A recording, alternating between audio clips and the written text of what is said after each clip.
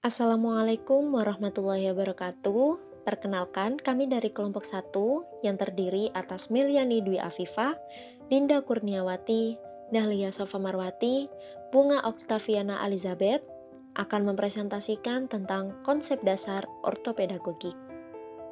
Pada pertemuan kali ini, kita akan membahas tentang definisi ortopedagogik, perkembangan ortopedagogik hingga menjadi suatu disiplin ilmu, ilmu penunjang ortopedagogik, landasan dan kebijakan pemerintah dalam pendidikan anak berkebutuhan khusus, dan yang terakhir, pengembangan pendidikan anak berkebutuhan khusus di Indonesia.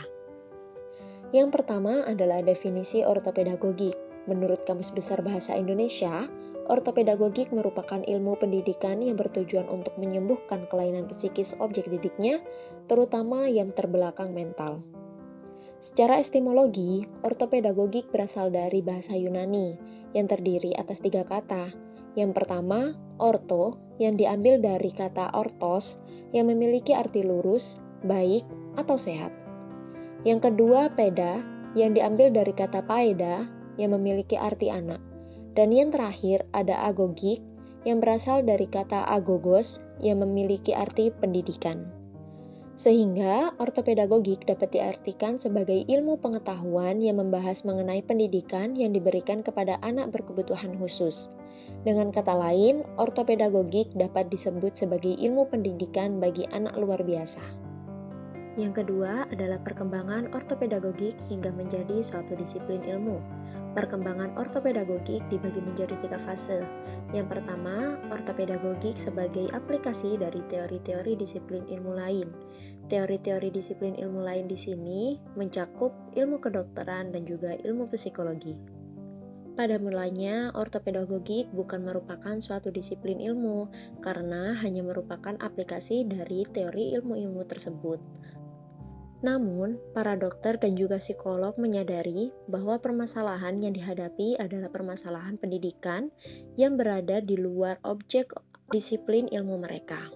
Sehingga para dokter dan psikolog membutuhkan teknik penyembuhan dalam ilmu kedokteran maupun psikologi yang digabungkan melalui ilmu pendidikan, yakni pendidikan ortopedagogik.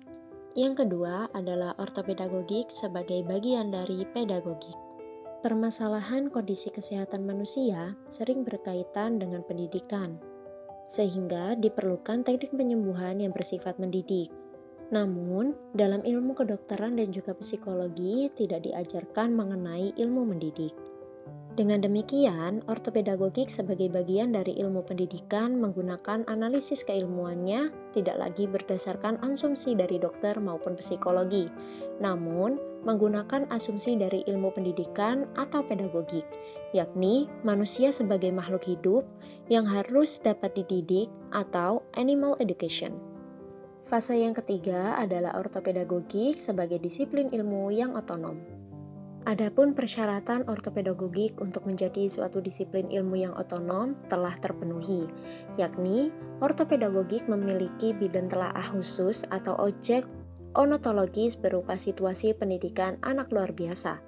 Objek onotologis ortopedagogik ini adalah situasi pendidikan di mana peserta didik mengalami hambatan dalam pencapaian kedewasaan. Kedewasaan tersebut bukan hanya terjadi pada fisiknya, namun juga dengan mental dan juga norma sosial. Selanjutnya, ilmu penunjang ortopedagogik. Ilmu penunjang ortopedagogik merupakan disiplin ilmu yang memungkinkan untuk menjalin kerjasama multidisipliner dan ortopedagogik guna memecahkan permasalahan pendidikan anak luar biasa. Adapun beberapa disiplin ilmu yang terlibat dalam kerjasama multidisipliner untuk memecahkan permasalahan pendidikan anak luar biasa adalah ilmu kedokteran, diantaranya neurologi, psikiatri, pediatri, biologi diantaranya anatomi dan genetika, psikologi dan sosiologi. Landasan dan kebijakan pemerintah dalam pendidikan anak berkebutuhan khusus. Ada beberapa hukum yang melandasi pendidikan bagi anak berkebutuhan khusus adalah sebagai berikut. Yang pertama, landasan pedagogis. Yang kedua, landasan yuridis. Yang ketiga, landasan spiritual. Dan yang keempat adalah landasan empiris. Yang pertama, landasan pedagogis. Secara pedagogis, penyelenggaraan pendidikan bagi anak berkebutuhan khusus pada dasarnya diarahkan agar setiap anak dapat tumbuh dan berkembang secara optimal, mampu menjadi manusia yang bermoral, berbudi luhur, serta berakhlak mulia. Yang kedua ada landasan yuridis. Landasan yuridis terdiri dari dua, yaitu landasan yuridis nasional, dan yang kedua yaitu landasan yuridis internasional. Yang ketiga ada landasan spiritual. Pada dasarnya, manusia dilahirkan dalam keadaan fitrah atau berpotensi. Adapun landasan spiritual yang dapat dijadikan rujukan untuk pendidikan anak berkebutuhan khusus adalah terdapat pada Quran Surat An-Nisa ayat 9, Quran Surat Az-Zuhruf ayat 32, dan Quran Surat Al-Alaq ayat 1-5. Dan yang terakhir ada landasan empiris. Adapun kebijakan pemerintah mengenai pendidikan anak berkebutuhan khusus adalah sebagai berikut. 1. Undang-Undang Nomor 4 Tahun 1997 tentang penyandang cacat. Disebutkan bahwa setiap penyandang cacat mempunyai hak yang sama dalam segala aspek kehidupan dan penghidupan. Anak berkebutuhan khusus juga memiliki hak yang sama untuk memperoleh pendidikan yang layak. Kebijakan yang kedua yaitu Pasal 32 ayat 1 yang berisikan peserta didik yang mengalami kesulitan dalam proses belajar. Peserta didik yang memiliki tingkat kesulitan mengikuti proses pembelajaran karena kelainan fisik, emosional, mental, sosial, dan memiliki potensi kecerdasan.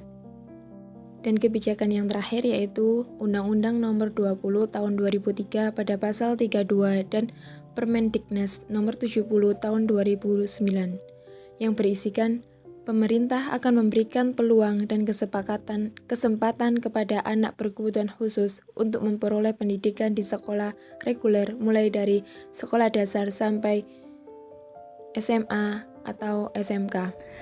Selanjutnya, perkembangan pendidikan anak berkebutuhan khusus di Indonesia. Pendidikan luar biasa bagi penyandang kebutuhan khusus telah ada pada abad ke-18 atau awal abad ke-19. Untuk pendidikan bagi anak-anak berkebutuhan khusus yang sering disebut ABK, telah dibuka lembaga khusus pertama untuk tunanetra yang berdiri pada tahun 1901, tunagrahita yang berdiri pada tahun 1927, dan untuk tunarungu berdiri pada tahun 1930 yang terletak di kota Bandung. Sedangkan konsep pendidikan terpadu diperkenalkan di Indonesia pada tahun 1978 yang ditujukan kepada anak tunanetra. Dalam perkembangannya, terdapat sekolah untuk anak-anak berkebutuhan khusus di antaranya. Yang pertama ada sekolah luar biasa yang sering disebut SLB. SLB yaitu sekolah yang dirancang khusus anak-anak berkebutuhan yang memiliki satu jenis kelainan. Dalam satu unit SLB biasanya terdapat berbagai jenjang pendidikan, mulai dari SD, SMP, hingga lanjutan.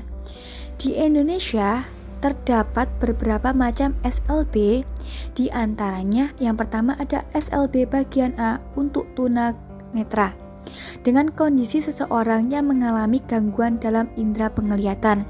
Yang kedua SLB bagian B untuk anak tunarungu, dengan kondisi seseorang yang mengalami gangguan dalam indera pendengaran. Yang ketiga, SLB bagian C untuk anak tunagrahita, dengan kondisi seseorang yang mengalami kemampuan intelektual dan kognitif yang berada di bawah rata-rata dibandingkan dengan anak pada umumnya. Yang keempat, ada SLB bagian D untuk anak tunadaksa, dengan kondisi seseorang yang mengalami kelainan atau cacat pada alat gerak. Yang kelima, ada SLB bagian E untuk anak tunalaras, dengan kondisi seseorang yang mengalami gangguan pengendalian emosi dan kontrol sosial. Dan yang terakhir ada SLB bagian F untuk anak tunaganda, dengan kondisi seseorang yang mengalami kombinasi kelainan atau kombinasi kelainan baik dua kelainan maupun lebih. Dan yang kedua ada sekolah dasar luar biasa yang sering disebut SDLB.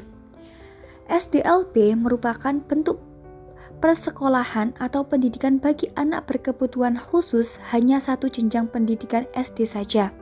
Selain itu, siswa SDLB tidak hanya terdiri dari satu jenis kelainan saja, tetapi bisa dari berbagai jenis kelainan.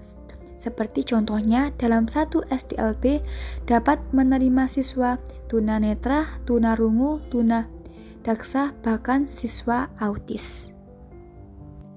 Kesimpulan, ortopedagogik merupakan sebuah ilmu pengetahuan yang membahas mengenai pendidikan yang diberikan kepada anak berkebutuhan khusus.